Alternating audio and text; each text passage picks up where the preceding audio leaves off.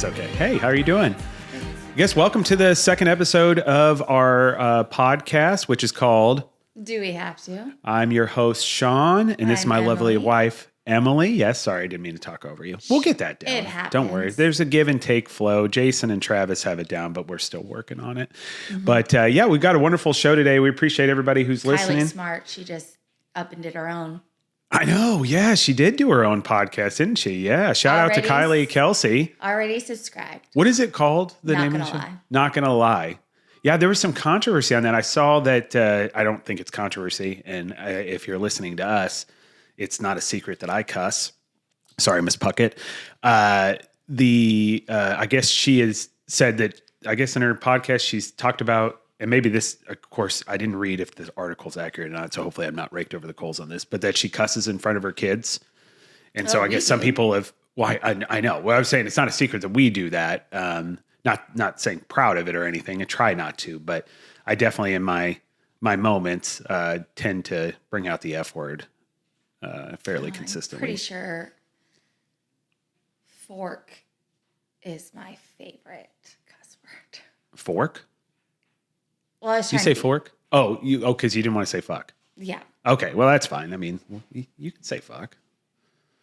Okay. It's okay.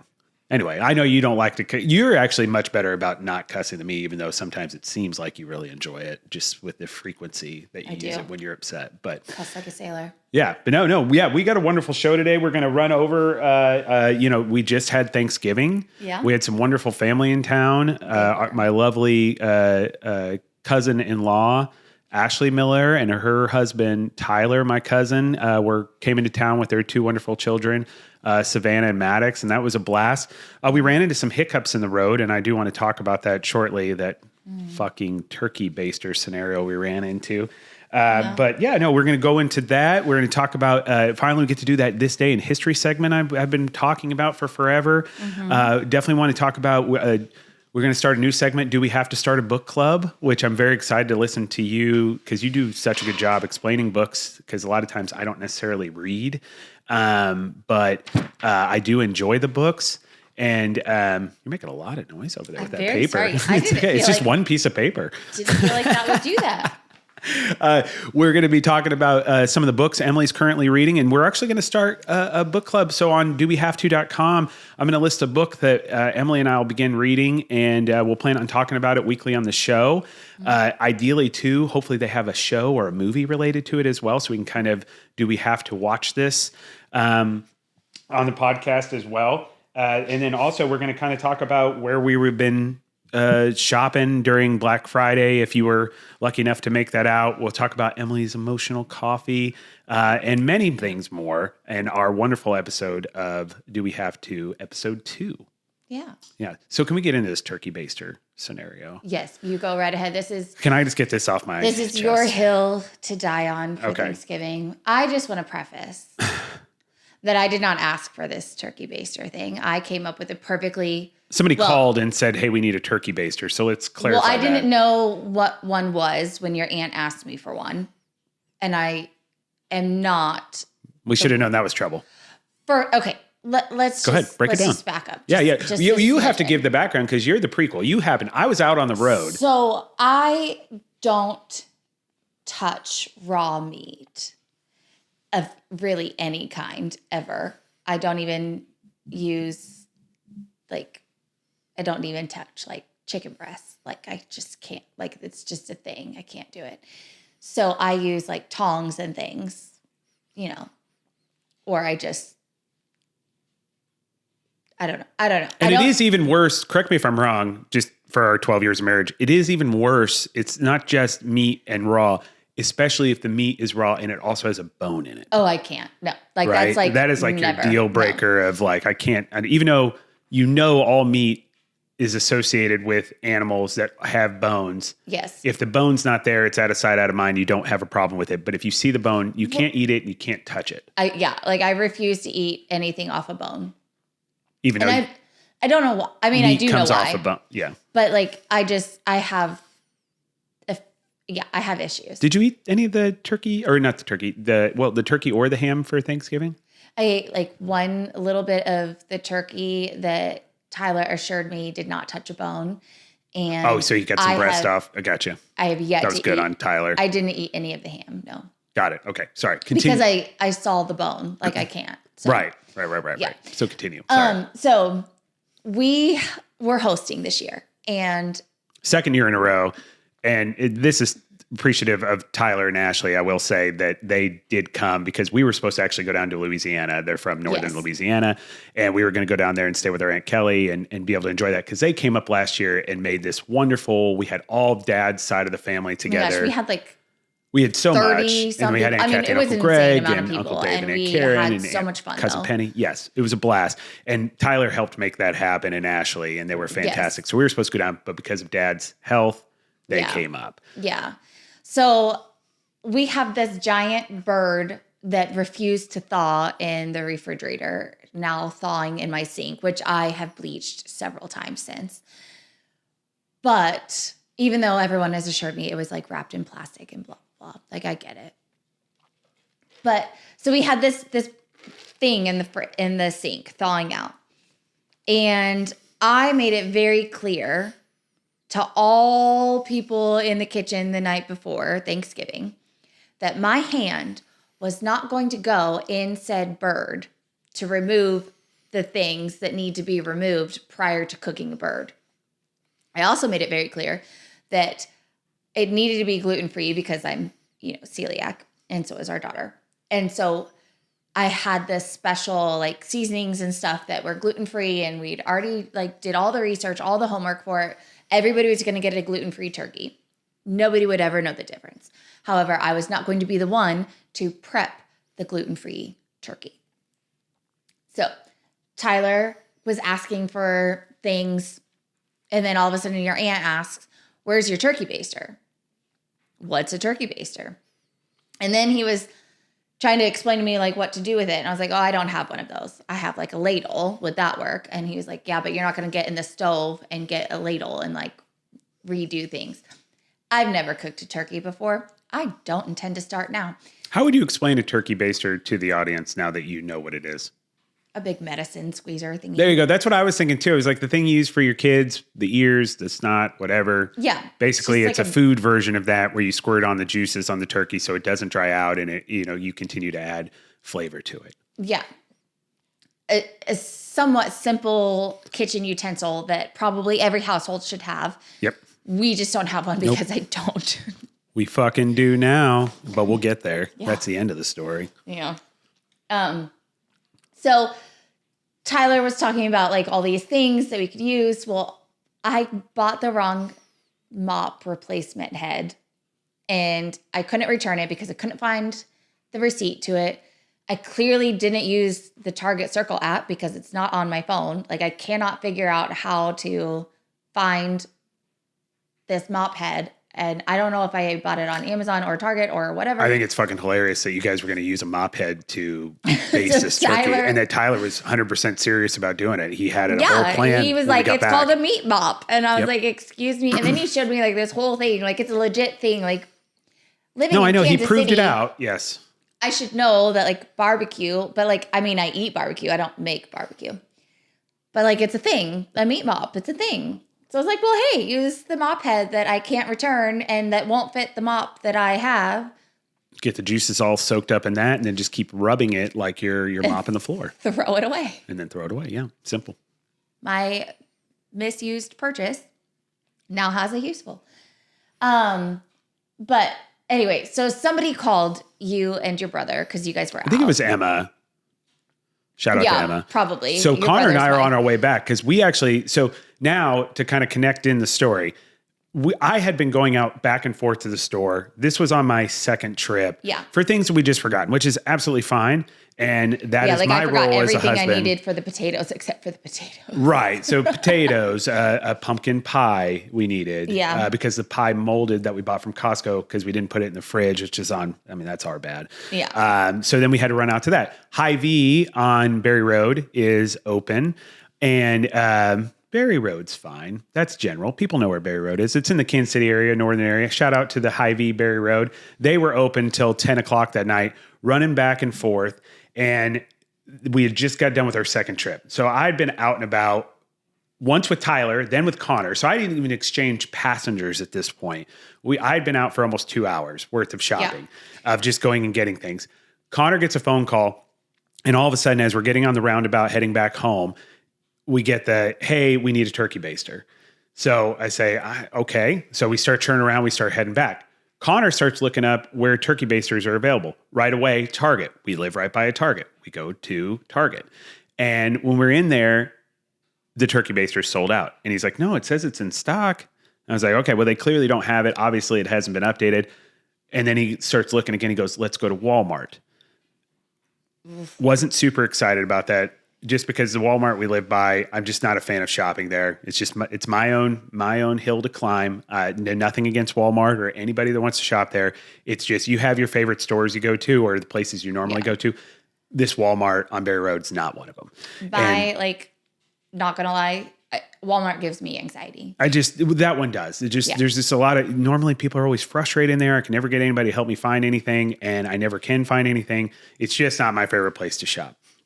So we get there, and that's exactly experience. Can't find anybody to help us. Can't find it at all. We finally get there.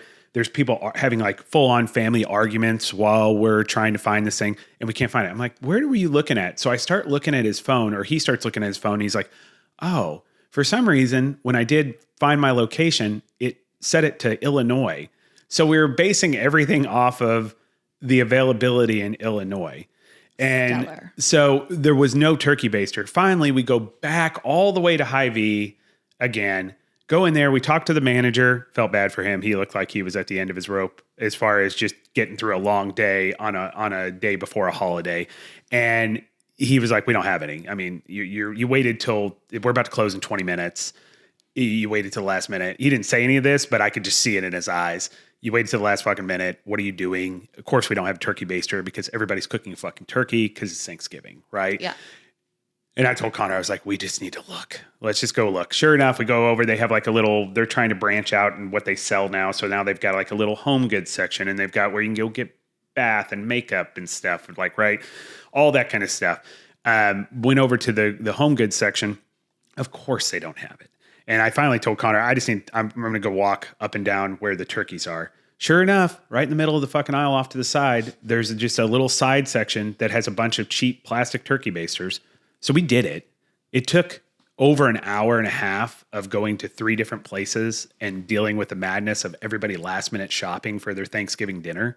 But we got it done. And I definitely triumphantly held that damn turkey baster up to the manager and let him know, you still got fucking turkey basters, bro. So no big deal. I'm just going to go and check that out. They closed the store like 2 minutes He did after too. I mean, it was so funny because after we talked and after he was basically like, what are you doing? Trying to look for a turkey baster right before we closed, the day before Thanksgiving. We're literally 2 hours away from Thanksgiving. It's about to hit midnight, and you want to get a turkey baster now. Then he immediately went out. It's the best part is he walked off, and then you could hear him on the thing. Hy-Vee shoppers, it is now 9:58. We have 2 minutes until Hy-Vee closes, so please gather all your things and bring them. You know what I mean? To give the whole message. He was done. So, but anyway, we triumphantly walked out of there. We brought a turkey baster back. No need for the turkey mop. We did it. But did we shake up the world? Did we do something that maybe has never been done? Possibly. I don't know. But in the meantime, I had burnt the cookies back home. And so we were going to send you back out for cookies, but that became like an inside joke. Oh, you were going to send us back out again? Remember Tyler, when he walked in, he was like, we burnt the cookies. I was processing through all the PTSD that I accrued during that baster trip. Everything was fine until we had to try to find that baster. No, I don't remember that, but yeah, that's really funny. Your look on your face was one of pure defeat. So I mean, we had a good time. Yeah, no, it was a good run. Yeah. It was a good run. But yeah. And then I woke up the next morning and felt like I was dying. So what was your favorite? Yeah, you did get really sick. Mm-hmm. And you're actually still on the mend. You're not 100%. But yeah, poor Emily ended up having walking pneumonia. We took her to urgent care on Thanksgiving. They weren't able to determine that she had like the flu or anything like that. So we took her home. She had some normal medicine, Tylenol, and those sorts of things, but it wasn't getting any better. Finally, we went to urgent care again and found out that she had walk-in pneumonia. And so we've been dealing with that. Hence it taking a little bit to get us our Thanksgiving special out and getting it recorded. But appreciate it because I know you're not feeling 100%. Yeah, no, I love you. You're a trooper. But speaking of that, and I think this is a great segue. You and I had been talking a ton lately about the show, obviously, because we just got the first episode out. It actually, and appreciative to all the people that listen to it. A lot more people listen to it than I thought. And actually, we got some really good feedback, suggestions. My wonderful math teacher, Miss Puckett, who I just mentioned earlier on the show because I cussed, she had nothing but positive feedback to say. And then in classic, like she is one of my favorite teachers I ever had at high school, Platte County High School, in the math department. She did let me know, cussing can turn some folks off. So that may be something I want to visit. And I thought that was fantastic feedback. I'm going to try my best, Miss Puckett, to represent you, Platte County, and the Kansas City area in the best of my capabilities. But I did grow up with a Marine who served for almost 30 years. And I am just very much used to expressing myself, typically using the word fuck.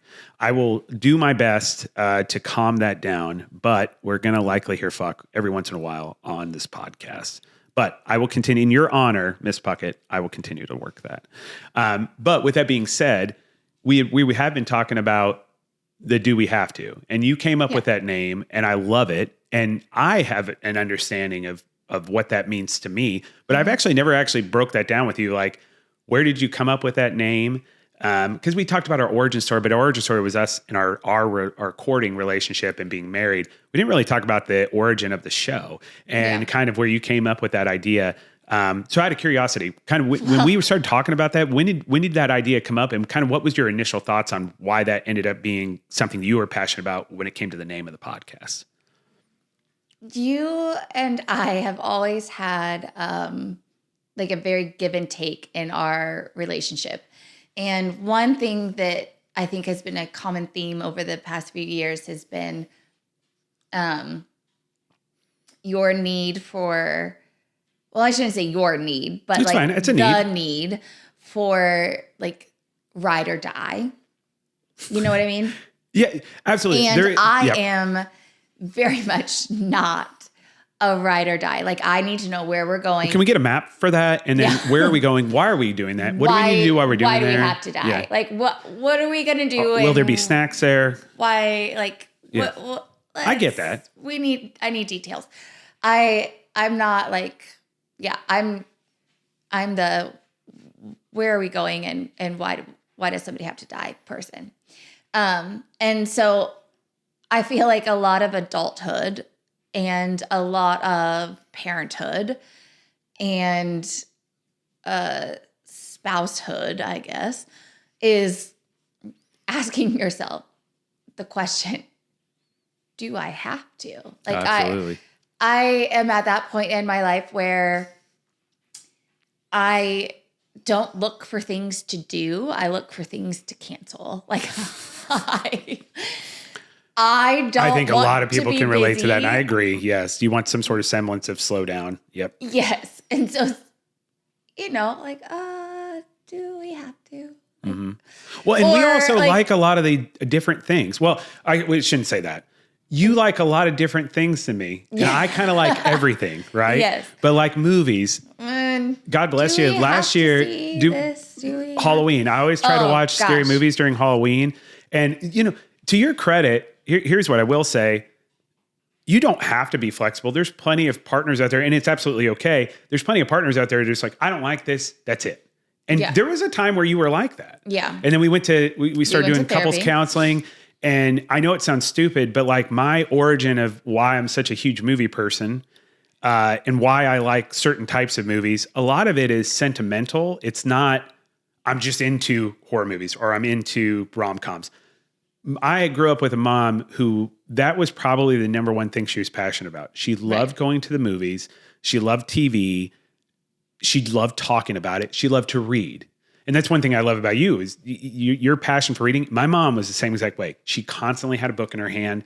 That was kind of like her time when she was taking time for herself, which she did not do very often being a stay-at-home mom. But when she did, it was reading a book. And she was a huge Stephen King nut. I mean, that was Stephen King, Anne Rice, those types of books. She read other books, but that was the main gamut. You've seen the bookshelf, right? I did, yeah. And it was extensive. Yeah. And so with that being said, for me, like there's just value in watching things. And a lot of times, and again, why I cry, they typically tend to poke emotions in me that I don't try to express every day. So when I'm sitting and I'm able to be vulnerable, and when I take something in or it reminds me of something, it doesn't always necessarily about mom. If it reminds me of you or the kids, the robot movie we just watched with them. Oh, the wild robot. The wild robot. Jesus Christ. Like I was thinking about you being a mom when I got emotional about it, and kind of like all the sacrifices that you make. You're just stone cold over there, just enjoying the film, and I'm blubbering like a baby. I'm talking about these little possums as if they're one of my nieces and nephews. Yeah, it's cool. They do remind it, and that's why I love movies, because you do get to be reminded of things that you enjoy. Life, no. But that's all I could think of was you. And then I thought of my mom too, because of the sacrifices that you guys make. And you don't really, when you're a stay-at-home mom, you don't get I don't think you get a whole lot of credit for that, because there's a lot of easy to take for granted because it's just an expectation. Yeah, that's why I had a breakdown last night in the closet, blow drying muffins, because and I felt extremely unvalued. Let's sidebar, I guess, on that. Let's talk about it since you brought it up. I'm glad you did it, because I wasn't going to put it on Front Street, but I'm glad you brought it up, because I'm appreciative that you had that breakdown and expressed to me how you're feeling. I think 5-6 years ago that conversation doesn't happen, or if it does, I'm probably a little bit of a prick, and I'm like, it's fine. You don't need to take it personally how the kids are being, blah blah blah blah blah. Like I could just see how younger version of me would have responded to you being upset. Mm-hmm. And I'm really glad that everything inside of me, even though I wanted to say some of those things, like, because I don't want you to be upset, I want to fix the problem, just let you express yourself.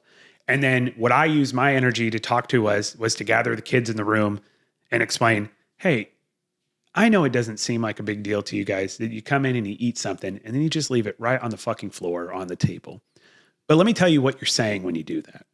You're saying that all the work that mom's been doing, and you might not be thinking about it. So it's not I understand you're not trying to directly cause harm to your mother, but you are saying you don't care enough that you're not even thinking about her and all the things she's doing during the day to keep your own environment. Let's not even bring in the fact that it's from a mental health standpoint, it's not good for you to sit there and trash or let your room get messy. General upkeep and hygiene are really important things. But let's just talk about mom. Mom's upset because you guys don't seem to care at all that she's doing all these things around the house all day long, and she's constantly having to keep up with you because you guys aren't just doing the little things the right way. Right.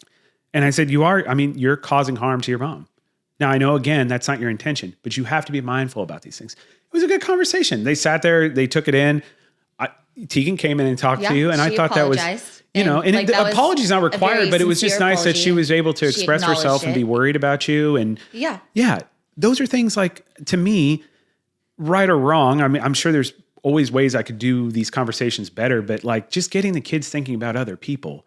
I'm just so glad you had that. I'm glad you had the breakdown. I'm glad. I mean, I'm sure it wasn't enjoyable by any means, but you need to be able to get that shit out. And we also need to have those kind of open and healthy conversations with the kids, as opposed to ways we could have handled it, which is just yelling at them and calling them lazy or those sorts of things that would be easy for me to rifle off. No, you're causing harm because you're not thinking about other people. That's the main foundation of the issue. Yeah. You're not being empathetic at all. And I know some of that's developmental, but this is where you got to start transitioning to thinking about other people. All three of our kids are 10 and under, and they're not there age-wise, but at the same time, I feel like we need to get there. They don't have a lot of responsibility here within the home. Their responsibility is to be a kid. You've been doing great about that. And again, they need to try their best. They need to do well in their activities. If they want to do an activity, which we've allowed them to do anything they've ever wanted to do, we need them to put in the effort, the work, all of it. Like if you want to do whatever extracurricular, you're going to go to practice, you're going to work hard, you're going to keep your uniforms, you're going to go to school and do your homework and be able to go to practice and do your things. Like, it's a lot to be a kid these days. And I want to make sure they have a childhood. I don't want it to be like school, practice, school, work, and then train. And then, you know what I mean? Like, I want it to be like, I don't want it to have to be like, they wake up and they have like a list of things they have to do. And then they have to do this. And then I don't want them to constantly be like what I am, where I'm like a moving. And you're always anxious about what's the next thing. Right. Yeah. Like, what else do I have left to check off my list? Yeah. I want them to know responsibility, and I want them to have the understanding of how a household works without the stress of it. But I didn't grow up in a household with an allowance. We just had chores because that's what made the house work. And I was in 3rd grade when I started doing my own laundry. And I was, I shared a bathroom with both of my sisters, and it was also the guest bathroom. So like, it was always in the need to be cleaned. I shared a bedroom with my little sister. We were always cleaning. Like, I mean, it was just part of it. Like, we started doing the dishes when we were in like 3rd and 4th grade. And so we learned how to vacuum, like properly vacuum the floor. I don't know why our children can't figure that out. And I'm sure we didn't do things the right way, like the way my mom wanted them done. Lord knows I still fold towels differently than my mom does. It's just the way it is. But like, she helped us understand, like, if you want to have things function, you kind of have to be a part of the solution. Yeah. But I also had 2 working parents. Yep. You and your brother talk about how everything was just kind of like. And I will say we had the tendency to take that for granted, and we probably weren't as good about general upkeep and those sorts of things because we weren't in that. Yeah, you're a victim of your own privilege, whatever privilege may be. Privilege comes in all shapes and forms, right? But I think what you're describing perfectly is the ultimate all-time problem that a parent faces is this need to be perfect parents. And in that need to be perfect parents, it's struggling with this balance between creating a wonderful childhood while also getting them ready to be not only adults, but good, functioning human adults that are empathetic and inclusive of people and do their best that they can. Those are conflicting things. Absolutely. Because one is very much more selfishly driven and self-driven, where one is you're expecting them to be mindful of other people. To create a perfect balance of that, to me, is nearly fucking impossible. Right. However, it's just being mindful about it. Yeah. I mean, we started a chore chart. We've started we're trying really here's the hard. thing. If you're a parent out there, it is day one. Like, I can't tell you how many times, and it's okay to fucking fail. Yeah. I mean, at least for me, I'm okay with failing because we try something else, or we try to learn from it and we do something else. This chore chart thing is like the 5th fucking version of trying to do this. I think we're kind of getting to the point now where it's in good shape. Actually, I think, but I think if we don't have those failures, we don't get to the point where we're doing this. Like, instead of just do your laundry. Hey, you're going to do your laundry on Thursday. And you're the only one that's going to be doing laundry, Seamus, on Thursday. We were talking about that last night, right? He's getting all stressed out about laundry. It's like, hey, you don't have to do all your laundry right now. We're doing laundry. You worry about your laundry on Thursday. We just need to get your sports stuff and some school stuff. Mom and dad will handle that in their laundry, right? Right. So it's a balance. You know what I mean? you had a really sweaty practice. You have to wear a certain outfit to a practice. Let's go ahead and get it washed because you got practice tomorrow. Mm-hmm. Let's find it, get it in there. And then he was like, well, I didn't do my laundry last Thursday. Well, okay, you can still wait till Thursday to do your laundry. And he's like, but then I have to do all of it? Well, unfortunately, you're going to have 2 weeks worth of Thursday laundry instead of 1 because last Thursday was Thanksgiving. Nobody expected you to do your laundry. Like, that's fine. But it doesn't mean that we have to overcorrect and now you're going to do your laundry the rest of the week. Yeah, no, completely agree. And so with that being said, again, the do we have to, right? I think for us, at least for me, and what I was talking about how we dislike totally different things, but you've been a trooper in the sense of you did try to watch the newest Halloween movies and you did great. We took a break from Halloween movies this year. I would like to, and I think we do this with our show. Do we have to? Next year, we do one Halloween movie agreed upon, and hopefully we have enough audience by then that we can have them vote on it. And we'll just do like a classic horror movie. And you know what I mean? We get a list. But they need to understand that it took me how many days to Took almost a full month of to watch segments of Halloween. Exactly. So we'll start on October 1st. I have a list I do every year of movies I try to watch. I'll share that on the website. But and maybe out of that whole list of movies, I am not a horror person. And that is absolutely fine. You don't have to be. And it causes you stress. So now it's kind of funny because we're at the point in life where back then it was super important to me that you at least tried.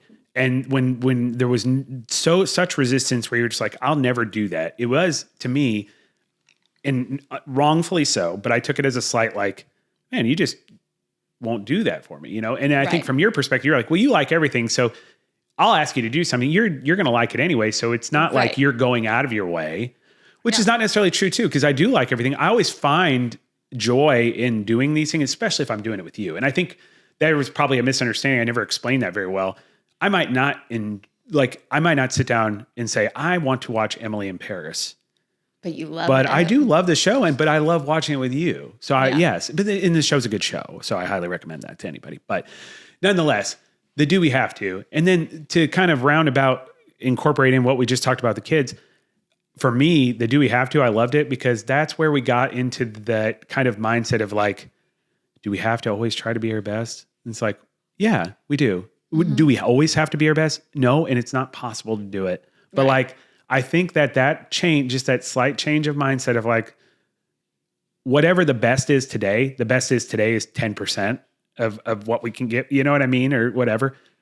We're trying to do that. And I think that's where we're starting to find success on a consistent basis. Yeah. Like, I think it's just a daily question you ask yourself more than one time a day as an adult is, do we have to? Absolutely. So I know I do love the story. It's just nice that you were able to, I just wanted to get that explanation as far as what the thought process was when you were doing it. Yeah. When did you start thinking about that? And I absolutely love that. So. I actually I never really put a lot of thought into it. We had talked about this passion project for such a long time, but we never really had a years. name. Yeah. And, well, probably in all honesty, when it turned from one thing to what it is, my very first inclination thought was, oh, do we have to? Yep. But we're doing it now. We've been talking about it. Now we're actually going to do it. We're doing it. Yeah. So, and I love it. I think this has been a lot of fun. We've done so much like to prep for it and to, I didn't realize it'd be such a thing that I enjoy doing with you as a couple. Like, I mean, I should have thought that through, but to me, like you think about this, you want to do a show, it's something you're passionate about. So it's not really what you consider work, but at the same time, if you're going to do it, it is a job in a sense. You have a responsibility to get. We don't have a chance to ever really sit down and talk to one another. And I think which most couples don't. Yeah. Right. I think that's a thing that a lot of couples and parents don't have is just the ability to just sit and talk about anything and everything that they wanted to outside of a therapy couch. So maybe that's it. Maybe just pretend you have a podcast, even if you don't want to do a podcast. Maybe make it some sort of sexual fantasy thing. Oh, too like, far. we have a podcast show, and then the host and the co-host fall in love. Oh my God, they fall in love. No. And then one thing leads to another. Okay, we're then all of a sudden, I'm just saying, there's things that you can do to have these conversations. There's nothing stopping anybody. You don't have to have an actual podcast that you release out to everybody. This is not like a Hallmark Christmas movie, which we will get into here shortly. But first, for the first time on Do We Have To, we get to finally do our wonderful This Day in History. Oh, yes. You're so excited. I am excited. I personally love history, but I love it because normally a lot of bad shit happen every day in history at some point or another. I like reading it. Number one, I like learning new things, but a lot of times it does put life into perspective, like having to go out in the cold and put out the trash or the recycle, or did somebody get assassinated today, right? So there always could be things that are better. The suspense. Well, I'm just saying, like, you can look at the day you can easily look at the day in a negative way. I like to give myself a very dramatic perspective because I tend to be a dramatic person, but it does help me align myself, right? But of course, I dedicate this Dramatic. I know. I dedicate this segment to my favorite teacher of all time, Mrs. Angie Sherman, who was my history teacher in high school and gave me my love of history. And that was something I even got a history degree in college. And unfortunately, they closed that history factory down in Kansas City, so I wasn't able to get a job. But project management work will suffice just fine. But with that being said, on this day in history, on December 3rd, we had the Streetcar Named Desire opens on Broadway, which of course was the famous movie with, do you know who? Marlon Brando. Okay. Is Streetcar Named Desire, is that where they yell Stella? Yeah. Stella? I believe so. Yeah, okay, yeah. So that opened on Broadway, so that's awesome. And that ended up being a very famous movie with Marlon Brando. Today's the 4th. Today's the 4th? Isn't it? No? Yes? Oh my gosh. Did I do this wrong? Hold on. We got to check now. Now we're going to look at the old Google calendar. Sure is the 4th. Okay. That's embarrassing. So when I put in this day in history in the Google search, there we go, December 4th. So sorry. So Streetcar Named Desire did not come out on the 4th. That's embarrassing. So let's, I actually have never done any of the day today. So let's just run through it then, I guess, huh? We don't have a choice here. Let's see. Typhoon Pablo kills over 1,000 people in the Philippines in 2012. That's not ideal. Typhoons. That's depressing. Next. That's a lot of rain is what a typhoon is, correct? It's like a rainstorm. Because you're thinking, I know you're thinking tidal wave. Tidal wave is something that's created out in the ocean. Tsunami. Sorry, yes. Yeah. That's created typically from an earthquake or some sort of shift in the ocean, and then it creates a wave. This typhoon is, I think, where it's like a just massive rainstorm and it causes all kind of torrential downpour and flooding. Anyway, 1,000 people were killed. So sorry about that to the 1,000 people, and I'm sure countless lives that were affected in that. Yeah. But if you're complaining about the weather today, could always be worse, right? President Bush orders U.S. troops to Somalia. Don't remember what that. Still not nice. Nope. Right? No, yeah. We got military conflict thrown in. The Irish Godfather killed by a car bomb in St. Paul, Minnesota. So I assume that was to do with the Irish mob. Yeah. Ooh, that was in 1928. Okay. So that's going to sidebar. I've got to start that mob. I got to go down that rabbit hole about the mob in Phoenix City, Alabama. Phoenix City, Alabama. I'm not familiar with what you're talking about. Let's sidebar it. Well, I gotta Is this a book? It's a book, but it's life. It's real life. It's happening right now? No, it did. Okay. But where I work part-time, members like to comment on my book choices. And there's a few that I talk to about all the books. Some ideas from the folks that work. This one gentleman has given me this title that I need to find and this rabbit hole that I need to go down. And it's about the mob. Anyway, okay, go next. No, you're good. I love that. That happened in 1928. I love a good mob story. So Goodfellas is one of my favorite movies. Obviously, The Godfather. Kansas City mob. Fantastic. Yes. Kansas City has a very spirited mob history. Your grandfather actually served as a policeman, right? And so he was kind of, you guys had kind of more of a behind the scenes view of those sorts of things as well. We're not tied to it by any. No, but you had somebody in law enforcement who knew who the players were, understood it, interacted with them.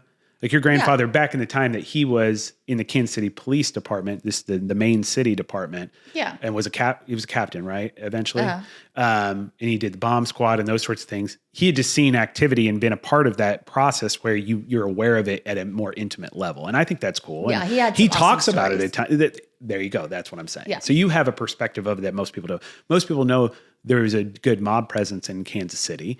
I hope there still is, just for TV and dramatic purposes, but just an organized crime syndicate in Kansas City. That's been a well-known thing. Yeah. So and that was in 1928, 1942. Let's go a little positive here, right? Yay. Polish Christians come to the aid of Polish Jews during World War II. Oh, doesn't go into specifics, just says that. but I'm going to assume they did a lot of nice things. Yeah.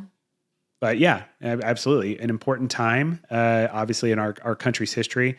Speaking of empathy for our children, that would have been a good story to make sure and talk about. They don't really know anything about World War II. They haven't learned about that yet, because it is a very adult subject when you really get down to the crux of it, obviously, with millions of people being exterminated just for who they are as human beings. Exterminated? You couldn't have come up with a better word than exterminated. Genocided is not a word, right?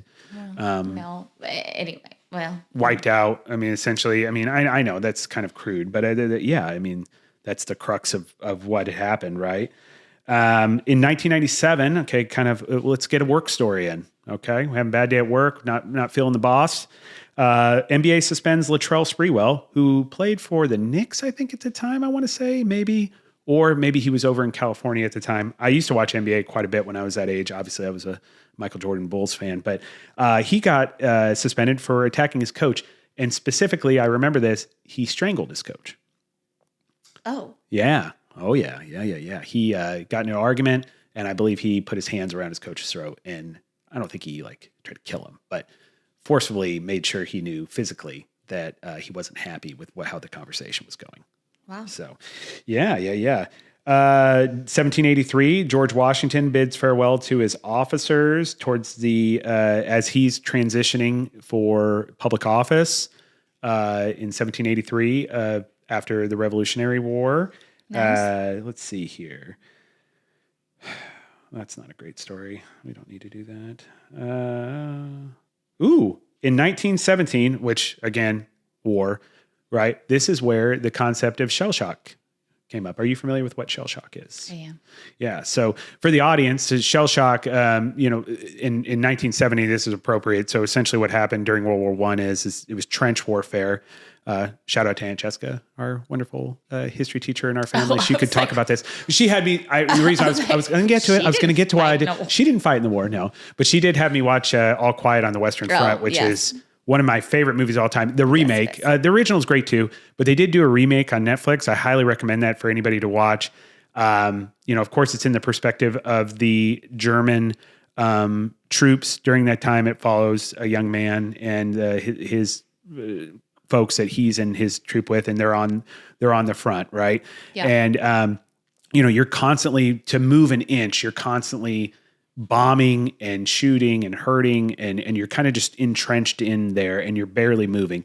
And so constantly you're under this duress and stress all the time. And so this created that, initial understanding of PTSD and the effects of war on human beings.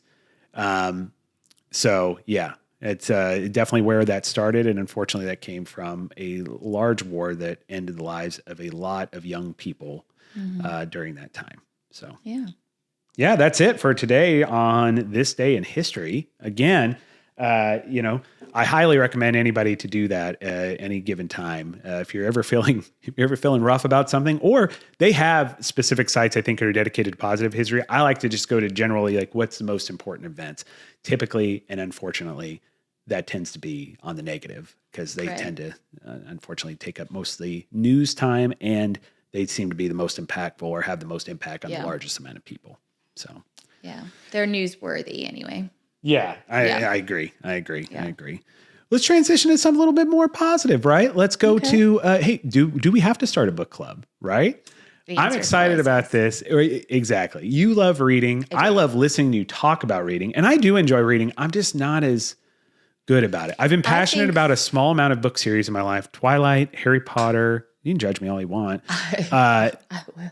And there's certain books that I've read multiple times: Wrestling in Sturbridge, Friday Night Lights, things like that. And then there's books I just read, but it takes me forever.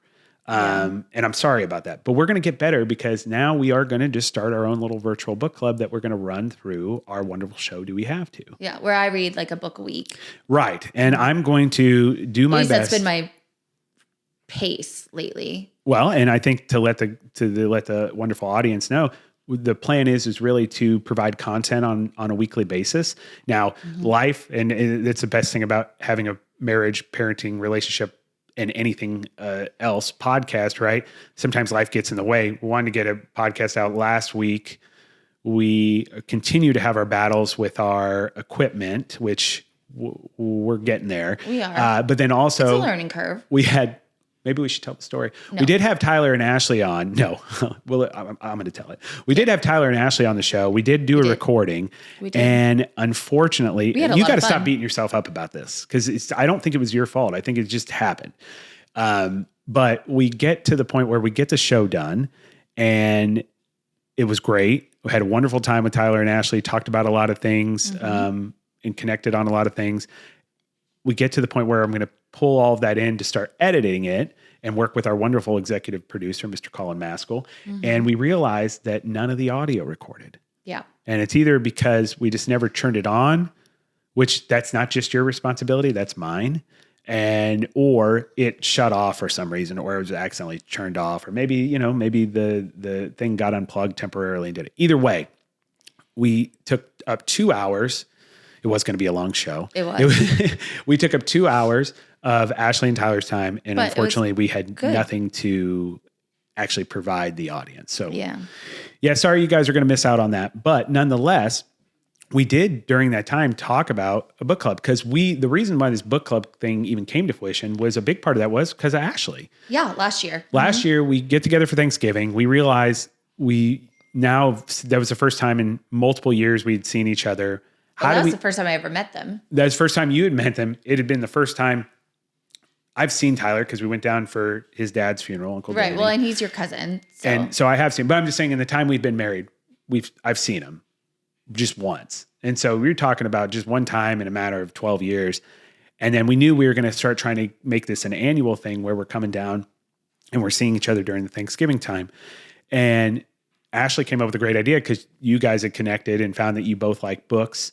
That sounds so, the way I said that. You both like books and like to read. No, you both enjoy literature. And that's definitely a way you guys get entertainment, but also relax. And so we decided we were going to start a book. Brooke, Ashley, Penny. Oh, yeah. We all my other cousins. We went shopping on Black Friday to the Plaza. And highly recommend, by the way, if you're coming in town to Kansas City. Well, they'd never been during the holidays. In part of Kansas City, you have to go to the Plaza is a big part of it. And during the Christmas time too, they have the lights up. Gorgeous. It's beautiful. I mean, it's gorgeous year round. But it's just so, it's just. The Plaza can be a magical place. And I think we do need to take our kids down there more often. Yeah. And it's just, that's to me, the heart of Kansas City, downtown and Westport. There's so much of Kansas City and it's spread out, which is what makes it so unique and so beautiful. But I love the Plaza at Christmas time. And we were down there and we were shopping and I think we were all just frozen, even though it really wasn't that cold last year. Poor Penny. But I do love that. Penny lives in western Nebraska. So yes, she's from a town, North Platte, Nebraska. That's where my dad's from. It's fucking cold up there. It's right by Colorado. You're literally 4 hours away from Denver. So it's not like as if she was coming from Florida. No. And then went to Missouri and is dealing with the winter for the first time. But man, she dressed up like she was in the fucking Antarctic. Yeah, not like your cousin. We didn't lose her. Yeah, because it's not like, to your point, right? Tony and Tyler, they're from Tony, Tyler, Brooke, Tony's wife. And all of our cousins, they're from Louisiana. It was 80 degrees before Tyler got up here this week. They left. They were like, hey, it was 80 degrees today. Yeah. Yeah, exactly. They should be cold. They should be running around in parkas. But we were able to actually keep track of where Penny was at all times because she looked like a garden gnome walking through the plaza. It was adorable. Kansas City. It was really But fun. anyways, we stopped into Barnes and Noble for something. And that's right. We did. Yep. I remember. We were just walking in and out of the stores because they had Black Friday sales. Right. And then all of a sudden it just went from, I like this one. I like this one. Have you read this? Have you read that? And I was just like, wait a minute. Should we? Should we start a book club? And the answer was yes. But nobody admitted to having time to read. Yeah. Well, and then Brooke and Penny, in all fairness, they decided, and I appreciated this about them. They were like, that's too much of something to chew off. We're not even going to do it. So we agreed to just... you, Tyler, and Ashley, we're going to do this. And we picked one book. And... What was the book? The Great Alone. And who writes that wonderful book? Kristin Hannah. Kristin Hannah, yeah. And she's got a lot of books out there. So And I think she is a good writer. So I haven't read anything else by her, but I imagine you probably can't go wrong getting one of these books. No, I mean, I like some more than others of hers. So you've read multiple Kristin Hannah's? Yes. Mm-hmm. Okay. Is her style typically like, so could we, I guess to break down. That's typically her style. Okay. The Great Alone is typically her style. Yeah. Would you like to break down a synopsis of that? Or would you, what is The Great Alone about? Living a life in Alaska that I would never survive. Like just the thought of it, even if it was today's society, still never. Well, they have TV shows on this now. So like, I think there's people that watch these reality shows where it's like you're off the grid or whatever, right? That's essentially what they're doing. Yeah. They're living in like outskirts of the wild parts of Alaska. Like, there's no civilization. There's a small town associated with where they're living, but they're miles away from it and they're out Dad on has land.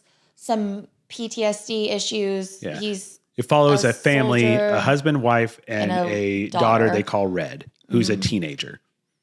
Yeah, well, she's a tween coming into teen. Yeah. She's in high school when they get to Alaska, right? I believe, because it's only a couple years and then she graduates, right? Yeah. But anyway, essentially, so it's just a lot. What Emily was saying is that the husband has PTSD. So this is back in the 70s. This is after Vietnam. He had suffered, I think he'd been a POW. Yeah, he had some very physical things done to him. Now, the unfortunate thing, though, is he never really actually processed or dealt with those things in a healthy manner. No. His way of dealing with it is either self-medicating, typically through alcohol, or, not getting the help that he needs. And unfortunately, a lot of the times his pain comes out in violent outbursts, and he is abusive towards his wife. In the beginning of the book, not towards his daughter at all. Right. And but they decide also very toxic. It is a toxic relationship. Yeah. Not self-inflicted. I shouldn't say that. It's a relationship that lacks communication. I mean, you can just see the writings on the wall. It's just so funny because you go through the therapeutic process. It does make me have a different perspective of reading and watching TV when you see these couples that the biggest thing for them is communication. They kind of live these very individual lives where they come together and they're obviously very passionate for each other, but the healthiness of the relationship is subpar at best. Oh, absolutely. And his way of deciding, he finds out that a gentleman that he served with, that he was friends with, his father, the guy he served with had a house and his father was going to give him the house. He wrote him a letter and said, "Hey, my son said nothing but great things about you. He has passed away. He wants to leave you this house out in the Alaskan wilderness. Come out. If that's what come out and take over the house and live off the land."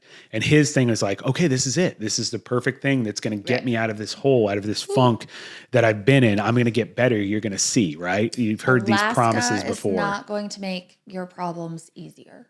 Well, I get to his point. He was going to get away from society and things that he felt like he'd been beaten down. He lost his job or wasn't. And of course, he doesn't associate it with his own individual destructive behaviors. It's the world, right? And so many people out there that are like that. It's a very victim mentality. And his way of curing himself is to take his family, pluck them away from everything they know, and put them out in the Alaskan wilderness, which the wife goes along with this. Anyway, as you can imagine, I don't want to tell you the whole book, and I, of course, don't want to spoil the entire book for you. It's a good read, and I highly recommend it. But they get there, and things do not go well. So not only are they dealing with what's going on with their father and him being a ticking time bomb, but the Alaskan wilderness itself serves as an antagonist in this film, and it does cause a lot of havoc to the overall story arc. And book should be a film, it should really be a TV show. I think it should be a Kristin, a mini series. Let's talk about this. Let's pitch this to Netflix. Character development can happen. Yeah. And there's a lot that happens. It's a large book, guys. Way she writes, she's very good at being descriptive. Like you can. Well, and I'm the type of reader where when I read something, it literally comes to life in my head. And so I tend to lean more towards books than I do movies because the way a story is being told to me, I can just visually picture it. I can hear it sometimes. I visually create it in my own mind. And it's sometimes always better than what the movie does. Well, I don't think you can be a true Harry Potter, to your point. I don't think you can be a true Harry Potter fan to the most extent that you possibly can be if you haven't read the books, because there is just a level of description and understanding of the story and the motivations of the characters that you just can't get in the movie. Now they're making a TV show. And so my hope is that you're kind of getting a balance in between of the film versus the book.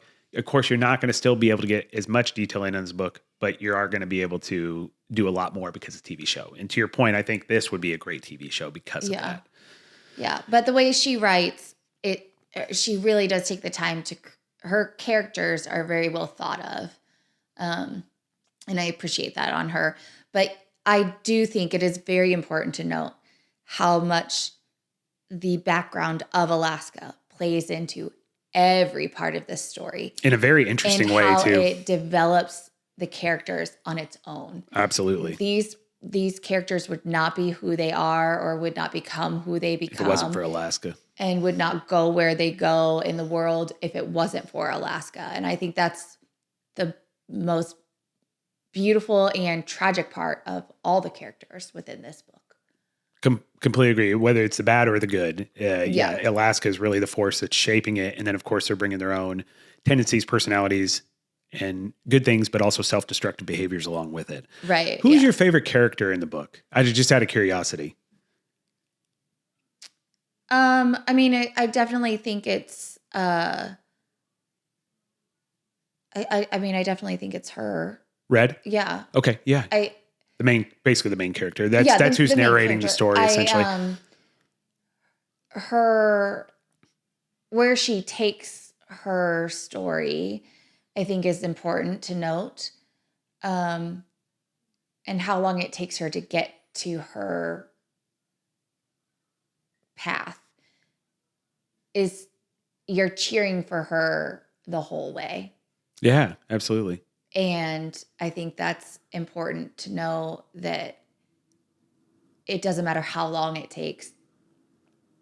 You can always stay on that path of getting to your goal, you breaking the cycle, you seeking the help, you changing the future, you changing the past, you making the decisions, knowing what's right and what's wrong, being an adult when you're supposed to be the child.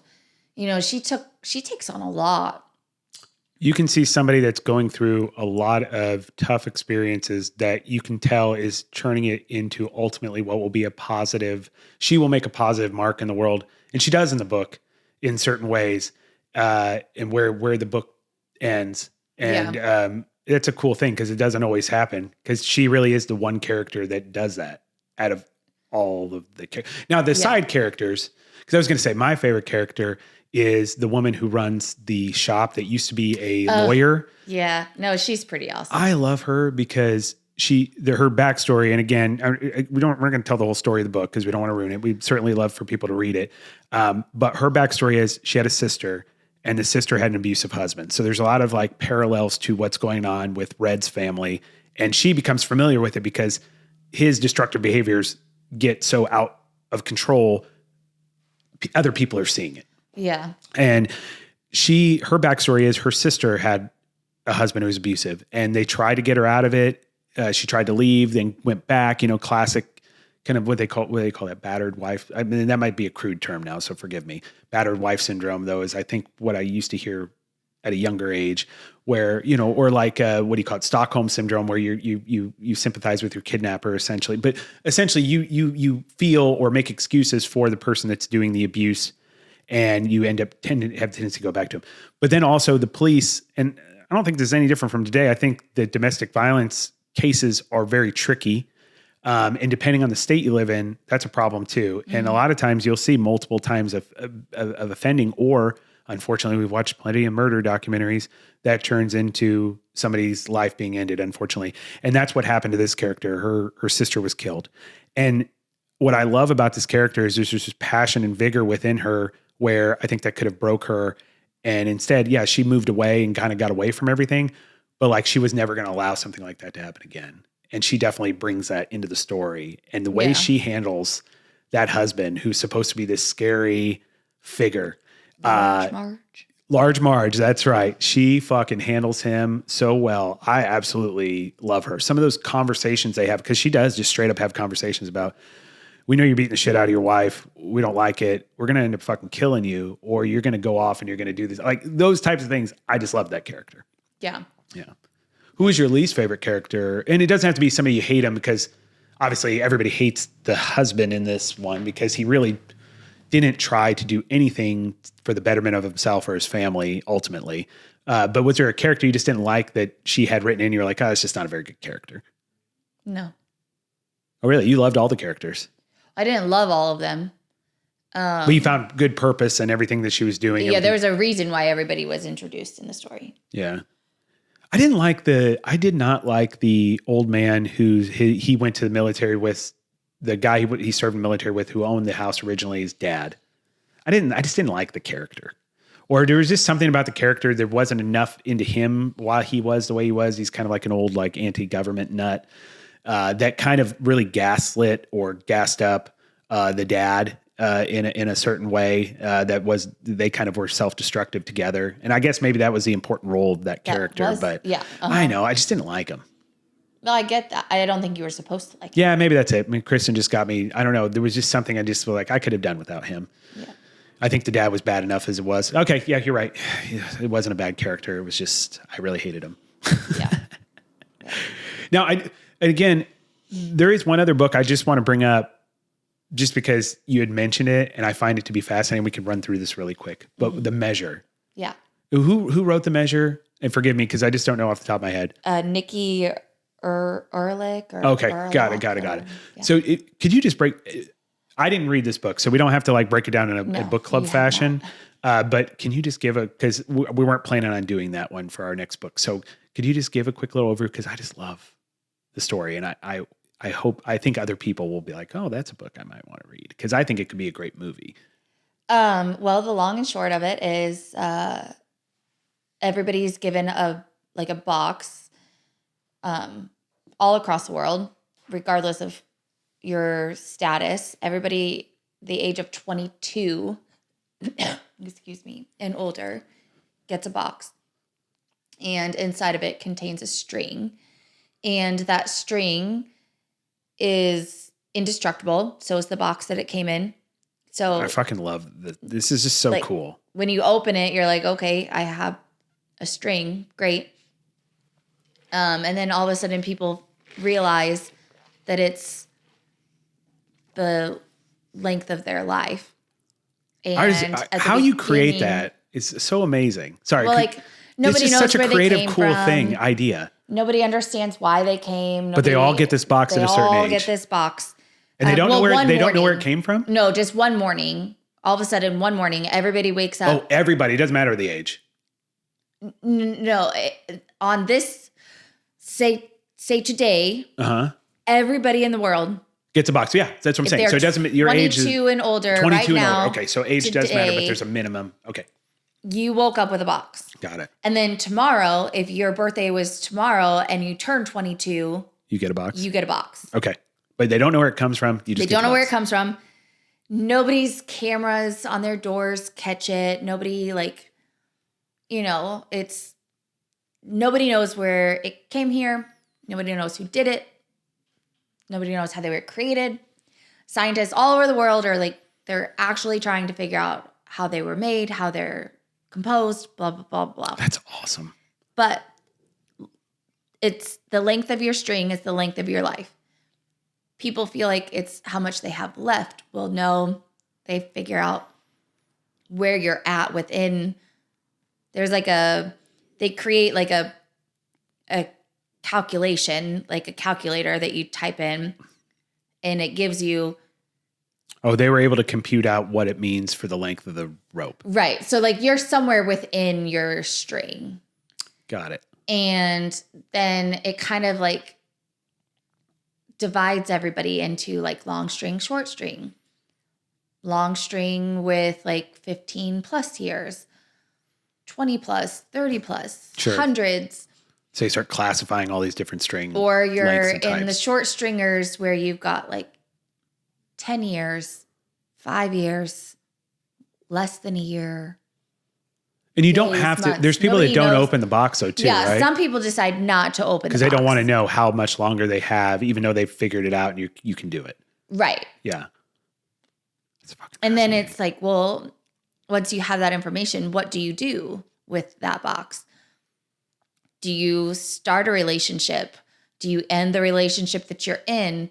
Do you get married sooner? Do you have kids sooner? Do you have kids at all? Do you quit this job and go do this? Do you, travel the world? Do you go to school? Do you quit school? Do you what do you do with your life now that you know how much time you have? Oh yeah. And politicians get involved, and you have all these different characters at the beginning. And then as you read, they all connect to each other. And there is not a single character that is not connected to each other by the end of the book. Sure. And it is every character you follow is touched to each other. And you love this book, right? I loved it. I'm super fascinated by it. I'm going to read it. It took me a minute to get into it. But then once they started to tie into each other, I couldn't stop reading it. And I read it really, really fast. But the concept of it was what made me so intrigued. And the political, when I was reading the book, where we were at politically. All the bullshit we deal with every day in general, regardless of the manipulation what and parties all of you it, support, but how the media works and all that sort of stuff. The votes. She does. All The writer does it. I shouldn't say she. The writer does a good job incorporating kind of what's happening in the world with how they would respond to this. Yes. Yeah. Yes. And so it was just taking something so personal and private and then mainstreaming it and using it against one another and sounds good exactly versus evil and the I imagine some fear mongering stuff. Yeah. So much of it. And so it was just when I was reading the book and where we were at politically and in our own world, it just tied very closely together. Got it. And it was just a really good connection. So you highly recommend, even though we're not doing that as part of the book club, you highly recommend it. I will, if I read a book, I'm going to recommend it. Sure. But you've read bad books. I have read bad books, but I still wouldn't not recommend them. My thing with a book is I read pretty much anything and everything except for horror. But what I take away from a book, somebody else might take something completely different. Absolutely true. Yeah, that's a good point. So interpretive and they are very interpretive, which is why I love literature. Mm-hmm.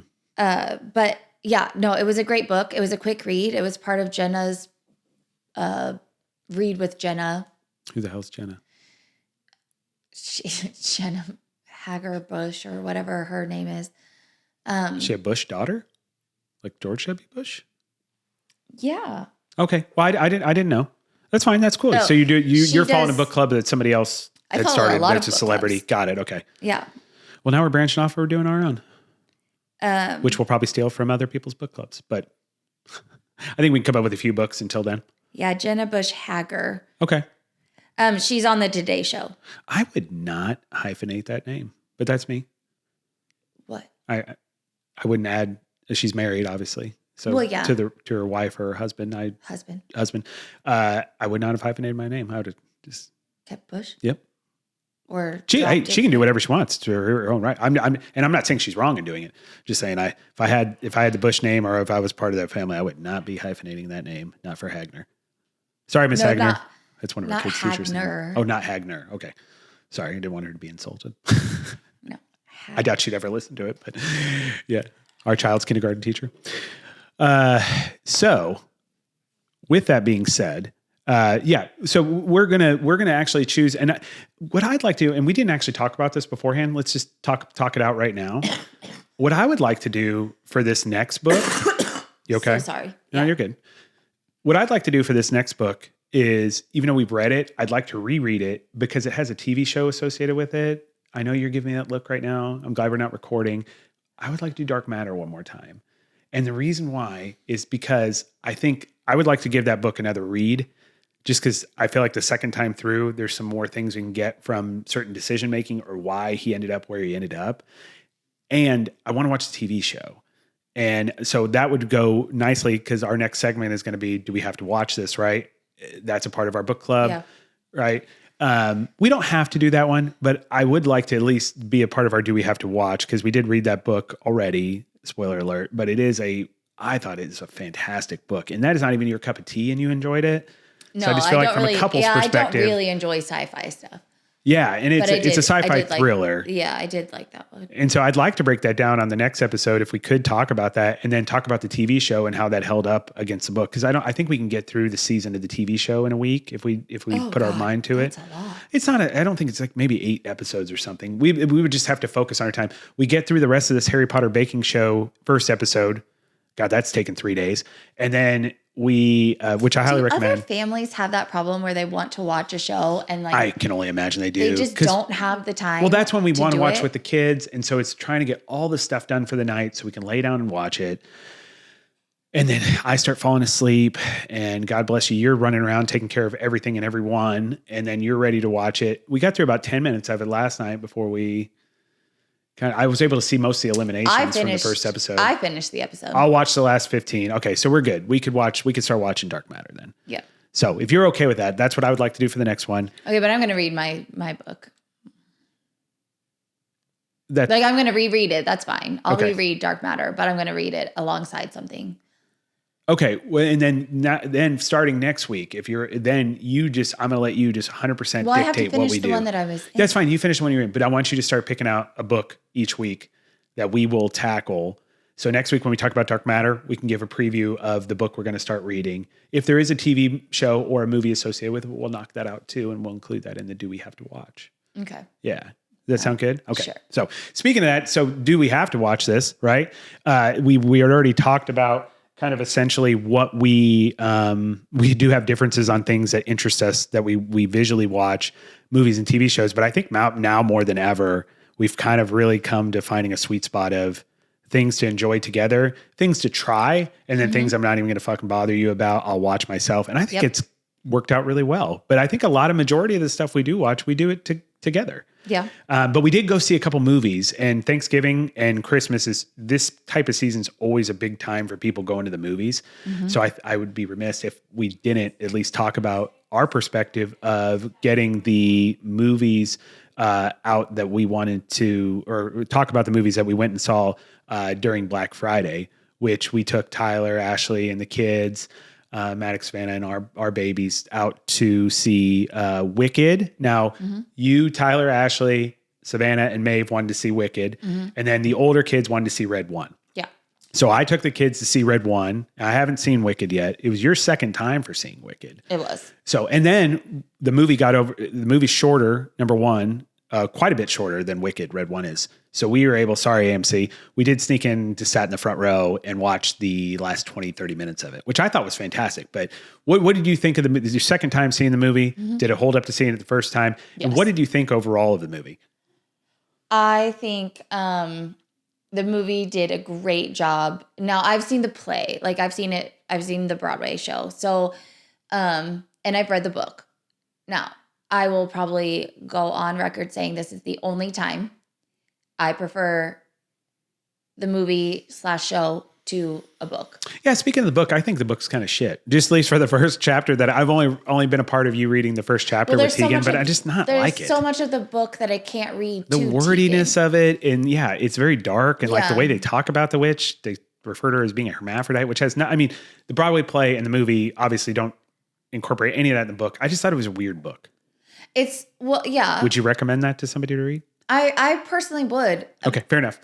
But it's part of the series. I think there's. Is there like four books? I know of 3. They have the book set at Target, by the way. Shout out to Target. I've read 3. I don't know the 4th.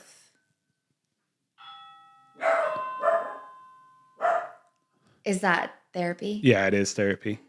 You keep talking about the book. Okay. It wouldn't be an episode of Do We Have To if there wasn't some sort of unexpected fucking interruption that just absolutely drives me insane, or a piece of equipment not working. Go right ahead. Okay. I'm listening. So anyways, the movie I think plays a huge a good stand up to the show. So Sorry, the dogs.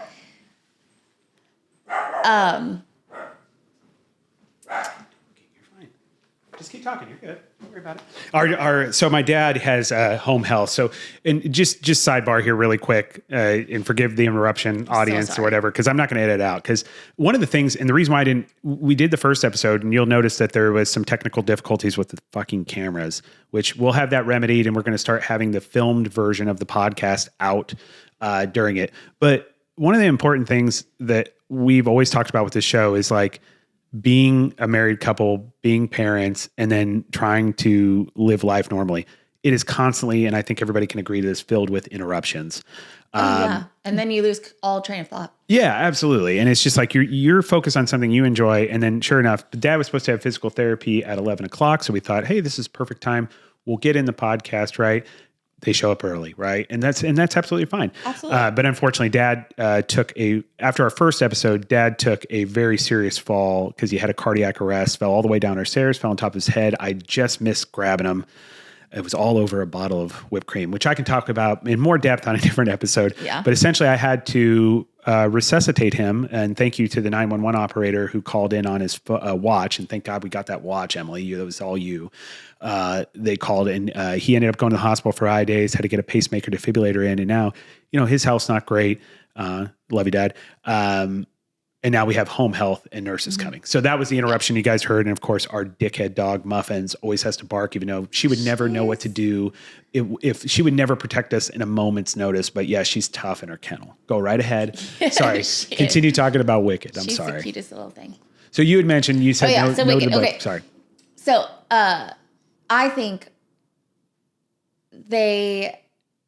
Ariana Grande held her candle to Kristin Chenoweth as the role of Glenda to a T.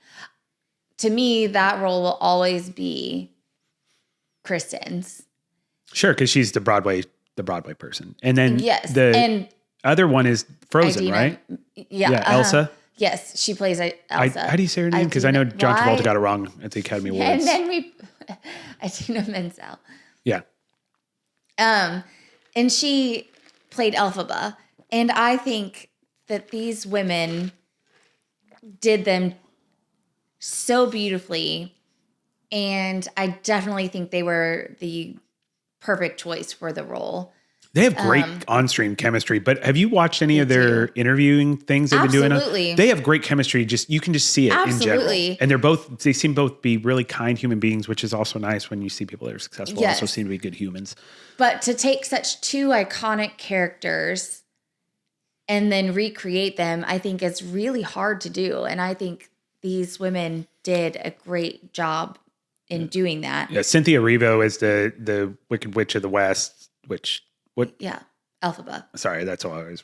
She was fantastic too. Good God, both of them are so talented. Yes, and she did all of her stunts and sang. Like she did all of it. Like she did her singing while stunting. Like that wasn't. Like, she was singing while she was like hanging. I assume doing the green screen with the broom. Yeah. Oh my God. Can you imagine? Like, I am not a professional singer by any means. I like to sing. There's a big difference, but like. Even I know how strong your diaphragm has to be just for casual singing in a choir. How do you breathe and do all that? To do that and to do all of the, like, holy crap. I yelled at the kids last night while I was running in the track at the Y because they were fucking around with the weight bag instead of doing what they were supposed to be doing.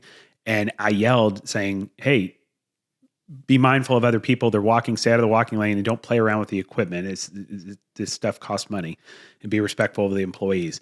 I literally said all that while I was running as I was going around. Cause there's a small, like a little indoor track. Yeah. I thought I was going to die after that. Yeah. And I consider myself to be in good running shape. I run almost every day. And I was like, oh my gosh. And at the end I was starting to not be able to be as loud.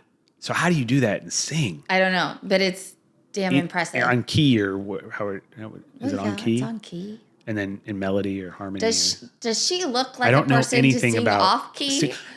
You're the singing expert of our family. And I'm not an expert. By the way, Emily was all-state in choir at high school. Oak Park High School. Go Northman. No, I'm not doing So I just had to fit it in. Why? But you're the singer of the family, so you'd have an understanding of the mechanics of it and kind of the terminology, which I don't. I'm like, oh, they sound pretty. Yeah, it's more than that. But I think they did a great job, and I am so excited for part 2. And we're gonna have to do it the way we did the first time, where I take the girls and my mom. Yeah, that's absolutely fine. I think it's great doing traditions like that. I didn't feel left out by any means. I'm glad that you did it. I think Seamus and I went and saw Gladiator 2. Which we saw Gladiator 2, and that was great. I do highly recommend, though, if you take a younger child to it, there is a pretty gruesome, and it takes a lot longer than I thought it would, beheading scene that I wasn't prepared for. So other than that, Denzel was fantastic in it. There you go.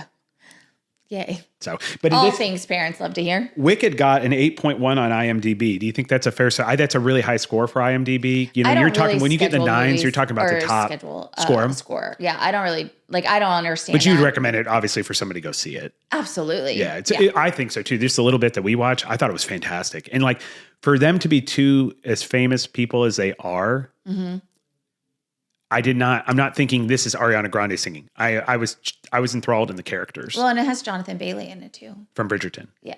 I can't wait to tell that Bridgerton story is going to get out. Not We've coming. had we had a test audio and a video or a episode that's not going to air where we talked about a Bridgerton story that I have to tell with Emily. It doesn't even include I will be bringing it up. It doesn't include It doesn't matter. Though. It doesn't include him. Okay. It's Bridgerton. Yeah. And we will tell that story. The audience must know. Yeah. About what you did. Anyways, Wicked was amazing. Yeah. So you obviously recommend it. Red One, I thought was really good. So it's not there's a lot of flub out there about it because people, and I don't know why people try to break down these types of movies. It's an action Christmas movie. Santa Claus is kidnapped. The Rock is the head elf. There's the Moar Agency, which is the mythical organization and restoration agency. The fact that you remember that is astounding. And again, it's a good movie. Because actually, it's the storyline is well thought out. The way they use the Christmas characters, I think, is some things are unique that haven't been done before. I think you can kind of tirelessly tell the same story about Santa Claus over and over again, but the whole process about how Santa works, why he does what he does, I thought they did a great job. And people just like they were talking about the character development wasn't long enough because it is a shorter movie. It's like, well, what do you want? A 3-hour fucking movie about Santa Claus getting kidnapped? Or do you want to be a shorter movie where the character development, it may not be as robust, but it doesn't have to be because it's not an art film. Right. It's go and enjoy it. I think in 5-10 years from now, everybody who's kids now, they're adults, they're watching this during Christmas. I think it's that good of a movie. And I do think Christmas movies they're supposed to be like quick hits. Like you can only tell the same story so many times. But I think this one does a good job incorporating other Christmas characters of noted history while also creating the story arc of Santa in a way that hasn't specifically been done before. And I enjoyed it. And I thought The Rock did a good job. Like The Rock's character has a little bit of complexity behind it because he's getting ready to retire and he's waning on it. So it's like kind of a Lethal Weapon vibe. It's kind of funny. He even says at one point, I was a day away from retirement. But at the end, there is a scene where he kind of determines that he doesn't want to do that anymore. And he explains why. I did get a little choked up. I'm not going to lie. Now, this is me. I get choked up at a lot of things. But I thought it was really cool what his hang up was, why he wanted to retire. That doesn't get revealed to the end of the movie. But I think it's a great movie to see with kids, family. I don't think it matters the age. It is a little bit on the older side in the sense of like, if you have a really young child, they may not find it as interesting. But man, anybody from probably 8 or up, I think would really enjoy that movie in their own individual way. I highly recommend it. I think from an IMDb score, obviously it's not going to be Wicked. It got a 6.9. I think that's completely fair. That says it's a good movie. It's rewatchable. Mm-hmm. That's entertaining. Yeah. I think it will eventually make its money. You know, it had like a $350 million budget and it's just not there yet. Worldwide, though, I assume it'll get caught up. It probably isn't going to make $100 million. But in the future, being bought on digital, this sort of thing, I think it's going to do just fine. I think it will be looked at as one of those main staple Christmas movies. Yeah. Also, if you like Jumanji, it's the person who made the new Jumanji movies. There is some definitely stylistic and formulaic processes that you could definitely tell it's the person who made Jumanji, which I think they make a good action movie. If I were to critique anything, Jumanji was very funny. I think the humor's missed a little bit. There's funny parts, but they don't go as hard in the humor. And I think Chris Evans and it's for kids. Jumanji wasn't meant for kids. I guess that's true. But Chris Evans and The Rock, I think they did a great job together, but I don't think there's the same chemistry that Kevin Hart and The Rock have, right? Or like, well, nobody does. Hugh Jackman and Ryan Reynolds have. I think they try to create that where they didn't need to, and so that would be, if I had a critique, which I don't think you should critique that type of movie, but it's either good or it's bad, and I thought it was good. Yeah. But speaking of other Christmas movies, the Hallmark one. Oh yeah, so Kansas City got its own Hallmark movie. Yeah. Now, you have watched Hallmark Christmas movies before. Yes. I have not. Yeah, you don't understand what a Hallmark movie is, which I thought was hilarious. So we're sitting there and watch this movie, and it's called Holiday Touchdown, and it's a Chiefs love story. And so essentially everything is done in Kansas City. I think they filmed it in Independence. They did. And there is some notable people. I don't know if all of it was filmed in Independence, but it takes place technically in Independence, yeah. In the square of Independence. So it follows a family who, their whole families came together. They met getting season tickets at the Chiefs game when it was in Municipal Stadium, meaning a long time ago. Of course, they have to date everything, right? And the two young kids, girl and a boy, they end up meeting there, and they end up sparking up a relationship. They fall in love. They have a child. They, both sets of parents, open up storefronts in the same strip of old downtown Independence, which of course they make it look like a small town. But if anybody lives in Kansas City area, Independence is pretty large. Mm-hmm. So it was kind of funny, but they kind of, because it's in the Midwest, it's got to look like a small town, right? But they have a storefront on there. The guys' parents have a barbecue shop, of course, Kansas City, right? And they have a sports Chiefs fandom shop, memorabilia, clothes. And KC Corner. That's right, KC Corner. And the love interest, the daughter is getting ready to take over the store. There's a guy that's working for the Chiefs that they're going to decide they're going to have a fan of the year contest, which I think they actually should do this. I don't know if they do or not, but I think that's not a terrible idea. But they're going to go out, and there was 3 finalists for the fan of the year. It was a family that did this like really big decorations of houses. It was a cat that dresses like Patrick Mahomes called Catrick Mahomes. I thought that was clever. And then there was the family that did the store, like the storefront, and has been. I think the cat and the house are actually like legit things. Oh, I'm sure they are. Oh, but either way, it's just funny. So they use that. And then of course this guy goes and meets the family. There's a meet cute and love at first sight scene. Yeah. Anyway, Emily gets she's like, this is just not a good movie. Super cheesy. And I was like, honey, I hate to tell you, Hallmark has made a living. The reason why this channel exists is for creating cheesy movies. Yeah. It is not going to be something, it's not an art house film. It is formulaic. It is like I was talking about things that I thought were going to happen. They're happening. It's because they happen over and over and over again. Yeah. But it also is the Chiefs. So anyway, I highly recommend it. So, and I don't want to give the whole movie away, obviously, but it then focuses on their relationship. There's obviously they run into trouble. They come back to get, it's the same story, but it was really cool. There's some notable, Donna Kelsey's in it. Yeah. She works in the restaurant that the father's parents own. The barbecue place. The barbecue place. She's the manager there. She's great. Nicole Hardman's in it. Trey Smith. Nicole Hardman's our wide receiver that we've had on the team multiple times, and he's playing for us this year. Trey Smith's our offensive guard, one of the best offensive guards in National Football. Andy Reid has a short stint in it. Mayor Quentin Lucas. Shout out to Mayor Quentin Lucas. Love him. There's a lot of notable Kansas Cityans. There's a whole bunch of them. The Hunt family was in it. I think our owner's wife and daughter were in it. Yeah. So there was a ton of representation from Kansas City. Trent Green was in it. Trent Green was in it, one of our quarterbacks when we really started to. There's a bunch of little cameos. Yeah. And there's actually some really good actors and actresses in it. There's people that are well known. I didn't say they were horribly acted. No, I know. But you could tell they put some money and time and effort into it. And it was really cool that our city, that was the kind of focal point. Now, do I think that I need to have the magic hat and the one that was like mass? Yeah, the hat that was supposedly won us the Super Bowls. Yeah.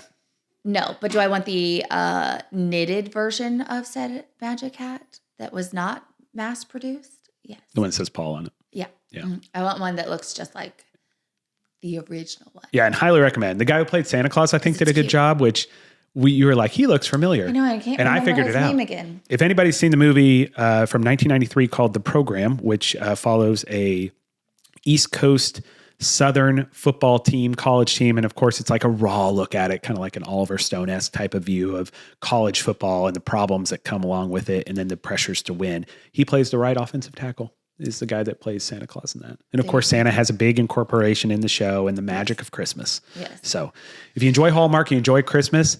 If you're from Kansas City, it's a must watch.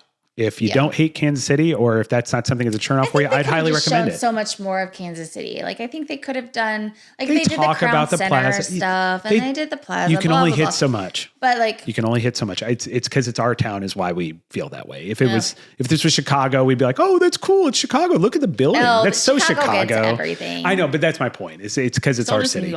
But highly recommend it. I don't know what it's gotten on IMDb. I can't imagine what the score is. Things? Oh yeah. Well, I have already added to our watch list or whatever a couple other Hallmark movies. One's called Sugar Plum or something. And then there's one that has Lindsay Lohan in it that I have added to my watch list because I want to see if they're just as like. Yeah, no, they have some mainstream people. The two girls from Mean Girls are in regular amounts of it. Yes. I think it's just like anything. They have high-end ones, and then they have your just run-of-the-mill, hey, we're filling up with content that, our avid watchers are going to watch, right? Netflix has some good original ones. Hallmark Channel obviously does well. They have their place, and it's good mindless TV to enjoy and watch while we're doing something. If I'm working, cleaning, whatever, right, I could throw that on the background and enjoy it because it does get me in the Christmas spirit. But this got a 6.5, which is actually a really good score for this type of movie. I will say my biggest complaint was the CGI snow. Oh God, that was terrible. That would be my only complaint too. It didn't even look like snow. It looked like somebody was shaking a salt shaker out. It was like, really? That's where we ran out of funds? We had to put so much in the budget for all the magic hats that had to be remade. Things. Snow. Yeah. No, I agree. Anyway. But yeah, no, we will continue reviewing movies that we see and watch and TV shows. I know we're in the middle of watching Shrinking, which we're about to finish that up. Gosh. And I do want to talk about that on our next episode. So we will definitely talk about that. Yes. I watched a show called Hello Tomorrow that you didn't like, but I really enjoyed. And I think some people could definitely enjoy. But we'll talk about those sorts of things, and we will dive into fucking Bridgerton. That story will be told. No. Audience, I promise you, come hell or high water, you will hear. Have to. And I'm going to call this story Bridgerton Sexgate. It is an Emily Miller scandal. It is. That's the name of the show. Oh my God. That will be the name of the segment. I'm going to give it its own segment next week. It will be written up on our podcast review. No. So be ready for that. Plan on that. Please tune in for the next episode so you can hear that wonderful story. It is fantastic. But with that being said, though, kind of rounding out things, going back to Thanksgiving, we did have a great time. We got to do some shopping in the Kansas City area. Yeah. And for anybody that's coming to Kansas City or lives in Kansas City, there were some spots we hit, and I really enjoyed a couple places we hadn't been before, and of course places we traditionally go that I want to make sure and talk about. But we did get out and about during Black Friday. One thing I will say about Kansas City that I really enjoy, a random Monday at 5:00, people were horribly rude and inconsiderate and drive like fucking idiots around here. Yeah. And I'm sure that's any city. But man, I tell you what, in the holiday time, I think we do a good. I've been to other cities. I've been to Denver, Boston, around those kind of holiday times a couple of times. Mm-hmm. There's still that same lack of patience. But man, for some reason on a holiday, and maybe just Midwesterners were a little bit more relaxed out when we have time off, but people were being patient. It was crowded, but nobody was being rude. People were jovial, and it was just a good experience overall, even though it was busy. We didn't do the Target. No, we did not do the Taylor Swift run, which the Taylor Swift run. Somebody else did that for us. Yeah. Thank God. Thank you, Emma, for doing that, getting up at 5:00 in the morning. But to let everybody know, and I'm sure most know this, anybody who's a Taylor Swift fan, she has an exclusive deal with Target for the Eras Tour book, and then also a vinyl album. Yeah. That was a process. Emily actually was on at midnight to finally get the album because it sold out of the stores. And then Emma had to get up at 5:00 in the morning and run over to Liberty, Missouri to get the book. So we had to scramble for that. So we didn't end up going to Target, unfortunately, because I do love Target. I couldn't move. Our local Target is awesome. Yeah, I do enjoy it. That's a different day. That's true, but they have great people in it. They do. Craig, who runs the self-checkout line, Bree, who runs security. You could roll your eyes all you want, but they're great Kansas Cityans doing great Kansas City things. They always say hi to the kids. They are personable in a world where typically that does not happen in retail anymore. Shout out to them in Target. But we did go to, what was the first stop we went to. We went to Rally House. House? Rally House is a local sports store where you can kind of get all sure the states everybody has around Rally us. Do they? Is that a national thing? Okay, fair enough. yeah. Well, either way, it has the local sports teams, but also like kind of your connecting states. It has their sports teams as well to make sure that it's inclusive for people that are kind of typically move into the Kansas City area. We went there and did some wonderful shopping. Got Dad some gifts because Dad's an avid Nebraska Cornhuskers fan. Hopefully this doesn't spoil anything for him, but got some fun things I there. don't think your dad cares. You got that wonderful new Northwest Missouri State pullover for your alma mater. Sure did. Tyler and them were able to get some Royals and Nebraska stuff. So that was a great experience. I always enjoy shopping at the Rally House, and I highly recommend for anybody in the Northland area. They did move locations from last year over to a bigger spot over by the AMC. Old news. I know it's old news, but I don't know. Not everybody goes there all the time. But they did move into a larger space, so that is very nice. But then right next to it, a store I didn't really even know what the point of it was, but it's awesome. I like the store. What is it called? The Painted Tree. Painted Tree. The Painted Tree, which is literally 2 stores down. It's like really wide, right over by the AMC Berry Woods 24 area off Berry Road. It's essentially one large building that has hundreds of Etsy shops in it. So people that have individual storefronts that they may sell stuff online, knickknacks, whatever it may be, anything from books to earrings to clothing to anything you pop, bath bombs. It's like a holiday mart open year round. Yeah. And like everybody has like their own little consignment booth. It's awesome. Yeah. And the prices I think are reasonable. And even though there was a huge line, they get you through really fast. Like the shopping experience, even though it was so busy, there's just a lot to look at and to do. And it's spread out enough that even with a crowd, it's a good shopping experience. Yes. Yeah. So I was enjoyable. We got some fun little knickknack there. As a matter of fact, we actually just realized we left Tyler and Ashley's ornament that we bought them, which is like the outlining of the plaza on there. Sorry to spoil your gift, Ashley and Tyler, but we'll be sending that post tense. Yep. And then we ran down, even though we had the Chiefs game up against us. I know Tyler wasn't excited about it, but we have kind of started a tradition to go into that Made in KC store down in the plaza. Yes. I love that store. I love that store. And I know we're going to talk about your emotional support coffee. Yeah. But Made in KC store, the one downtown, I highly recommend if you're going to shop there, you also get a coffee. Yeah. They do from their cafe. They do a great job of making coffees that aren't just all sugar. No. They actually have a coffee taste, but they also have good flavor. Yeah. And they have a special on right now, which is the Kelsey cereal mix latte. Well, that one was so they do a cereal milk latte. Yeah, but they're doing it with the Kelsey. Only weekend. Okay. And yes, you got the one with their cereal mix, but the cereal, I think, changes all the time. Fair enough. Either way, it was delicious. It was a perfect combination of something that tastes like cereal, but it was actually getting coffee. And so they have a bakery down there. They have a coffee shop. It's just an awesome place to shop. And we go there every year. I tried the Swellsea this time. What was the Swellsea? It was their lavender honey latte. Yeah. Okay. Got it. And that looked really good. Yeah. And the people down there, they're just getting slammed because there's just so much traffic. They do such a good job.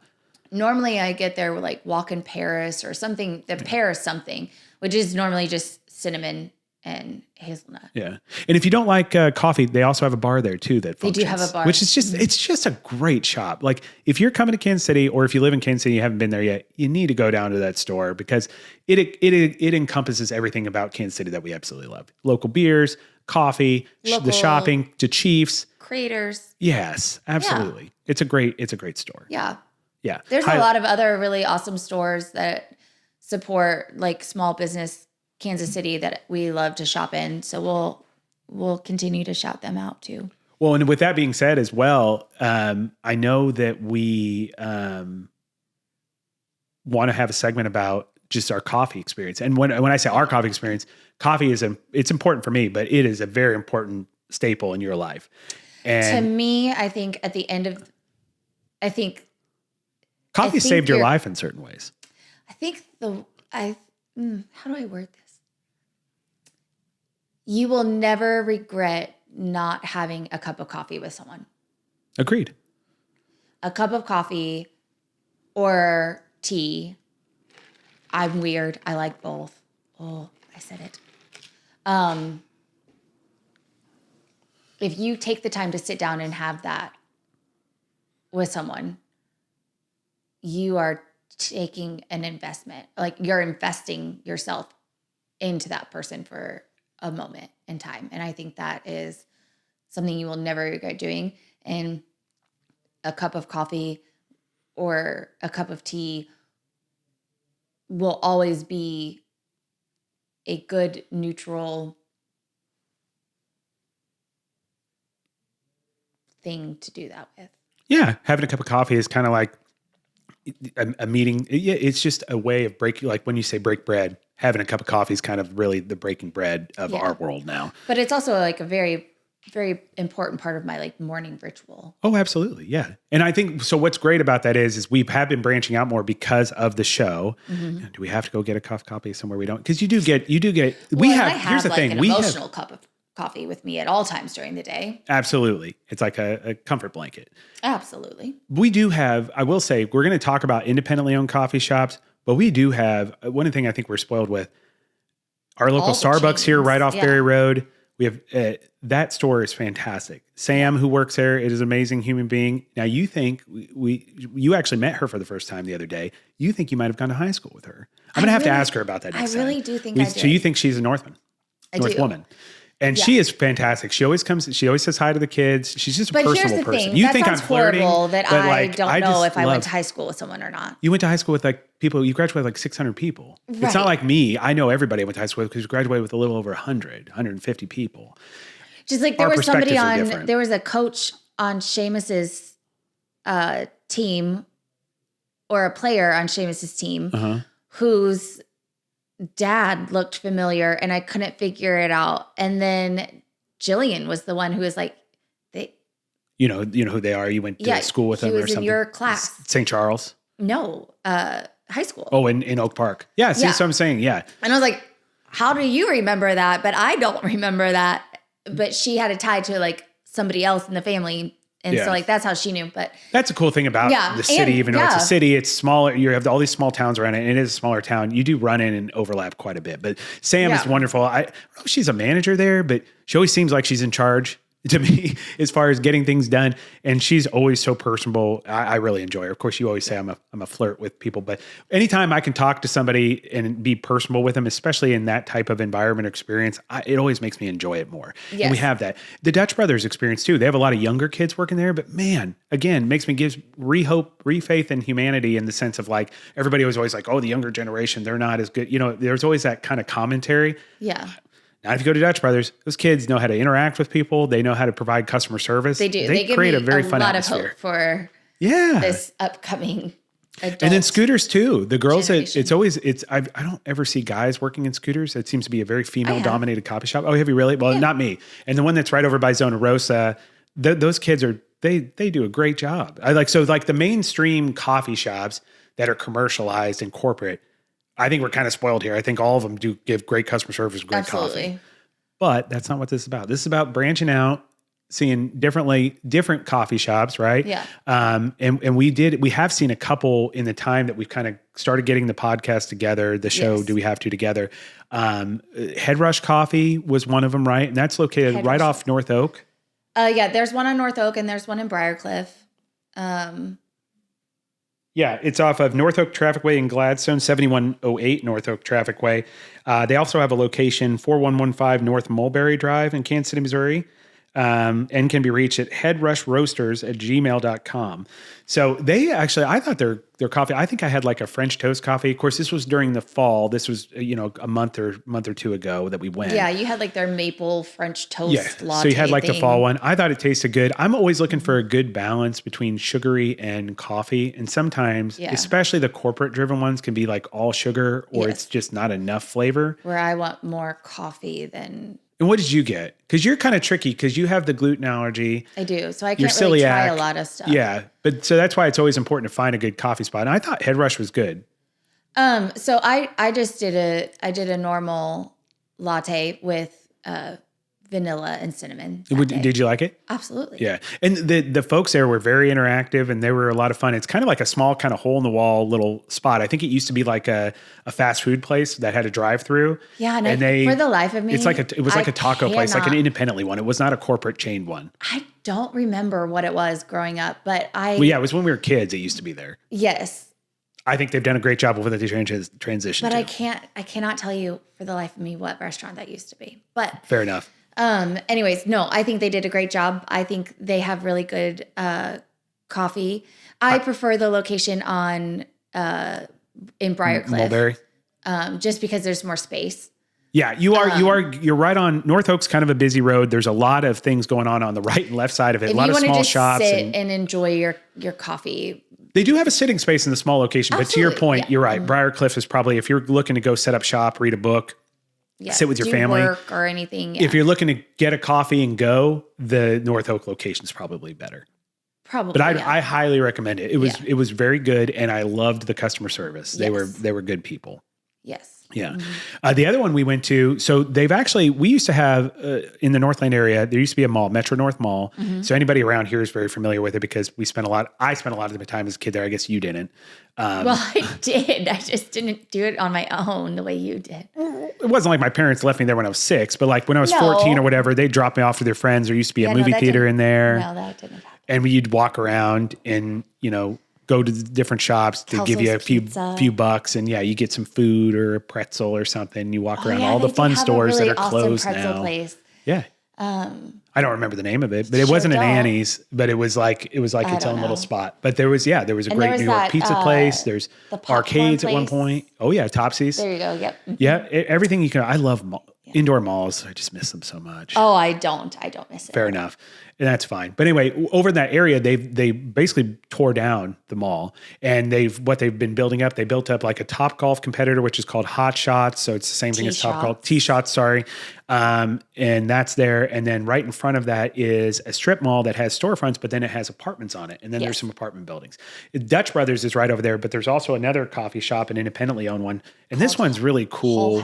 Whole House. And if I were comparing the two coffees, I liked the Head Rush slightly better as far as the overall coffee. I enjoyed my coffee. It was fine. It's definitely good coffee. The one thing I loved about this coffee shop was the inclusivity. And so the person who owns Whole House, and I don't know if they actually have her name on it. It does not. But you can find them online at wholehouse.coffee. They're on Instagram. They're also on Facebook. It's wholehousecoffee@gmail.com. It's whole, like whole, not whole, Hull. HULL, right? Whole. Yeah, I mean, I think we're arguing semantics here, but HULL house.coffee. And then they're located on 434 Northwest Legacy Drive in Kansas City, Missouri, and 64155. But Metro North Mall, old Metro North Mall. You say that, you can get directions from anybody that lives in the area. But it's over there. But the coolest thing about that shop is the owner has people that have disabilities work that shop. I think a majority of them are people that are either learning to work a job or are doing that job. And I didn't get a real chance to have a conversation with her because they were busy getting things set up. But I thought that was awesome. Like that's something that's unique. I've never seen before. I know they exist. As diverse as your skills and abilities are, you are welcome there. And I think that is absolutely amazing. I think it is absolutely needed. And they could be serving anything, peanut butter and jelly sandwiches, and I would go and support that business.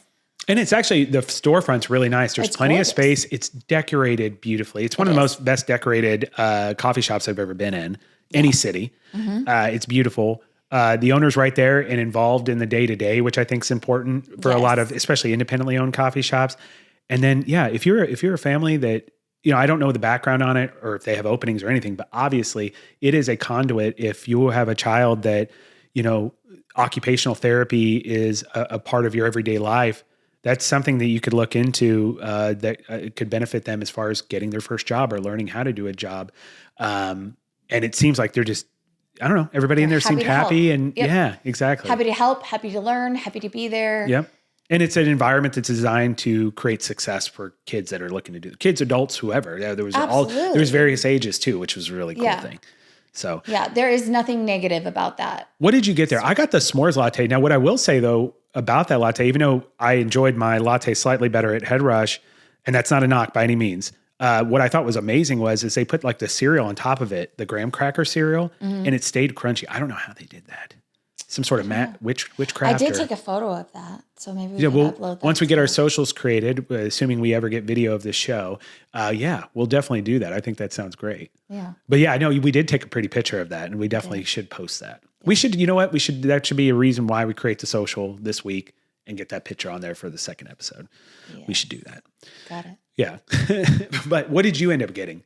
I did. I got their lavender. I love that and I like that because you do a good job of like comparing or staying consistent with what you do. I kind of all over the place. I like in coffee, but to me, I'm all about the advertising. I'm not a sucker for all the seasonal drinks. I did my 1 or 2 pumpkin spice and I was good. I've so far had 2 peppermint white mochas and I'm good. I like my normal, I like vanilla, hazelnut, cinnamon. Like those 3 flavors, maybe caramel every once in a while, toss that in there. But to me, coffee, I'm really good with just black coffee, a splash of creamer, and go. I love that. So yeah, we'll continue to... I care more about the coffee bean than... Yeah, absolutely. The quality of the coffee, which is why you're a coffee snob. I am. And I respect it. Yeah. That's great. Everybody's got to be a snob about something. And it's really the requirement of quality.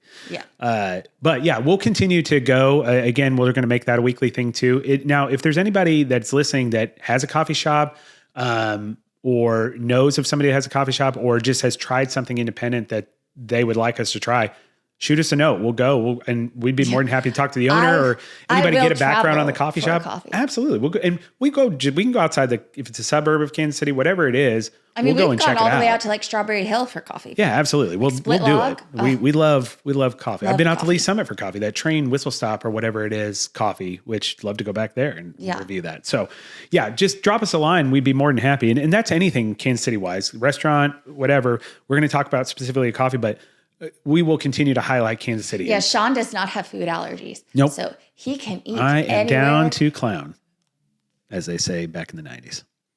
He can eat anywhere. I cannot. Yeah. So, yeah, with that being said, but yeah, so we'll continue to do that. But yeah, no, this has been great. And I got wrapping up the show, coming to a close, but this was really enjoyable to talk about. It was nice that we were able to get all of our segments in. This was fantastic. So I do really appreciate you taking the time, even though you were sick. That's such a big thing. You want to talk about, do we have to? Oh no, don't worry about that. Sorry. I'm sure people love hearing that. Sniffles and coughs. Absolutely. No.